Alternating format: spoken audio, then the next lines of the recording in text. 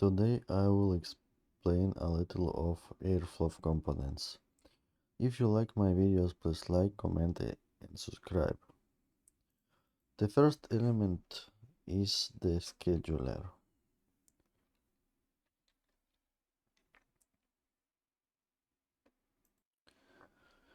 This component will trigger your workflows and submit the task to the executor. The executor is a configuration property of the scheduler, not a separate component. Then we have the web server.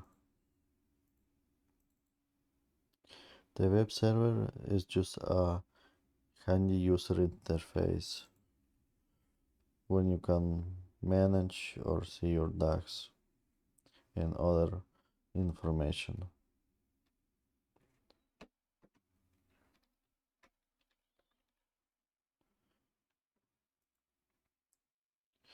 Then we have a folders of doc files.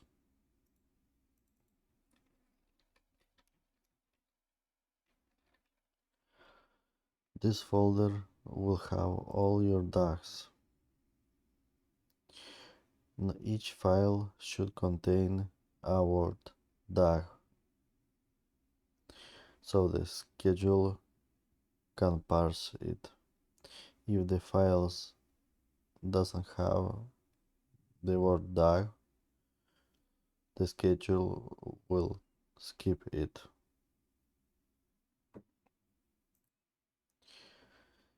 You never should have two dogs with the same name, because you could obtain very weird behavior. Sometimes it can show one dog, sometimes another, and it will not throw error. That is the problem. The schedule only randomly will show you one dog or another. The next component is a database.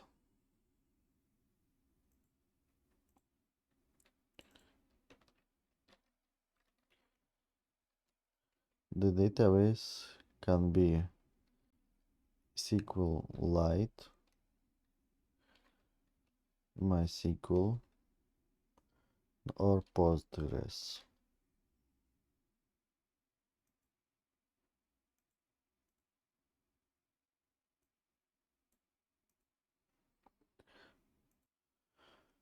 This database will contain information about your workflows, tasks, and other things.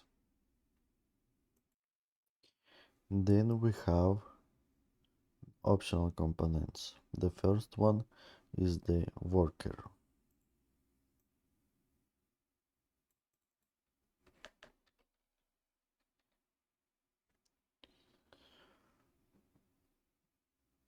Worker is a component that executes your task. In the basic installation of Airflow, the worker is a part of the scheduler, but you can separate it.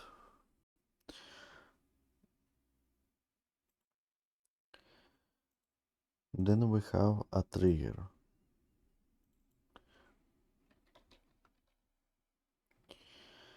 A trigger just will drill your task or workflows.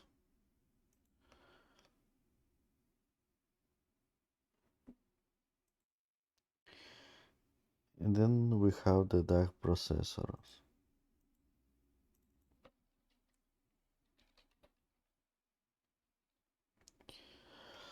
In basic installation is part of the scheduler, but you can separate it.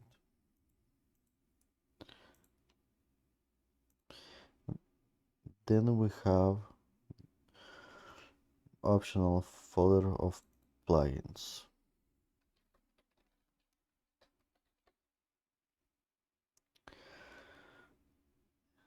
In plugins are a way to extend Airflow functionality.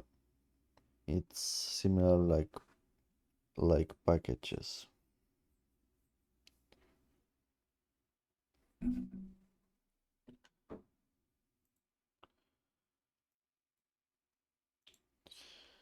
So it's generally recommended to separate all these things from the scheduler so you can increase the security and scalability or your system.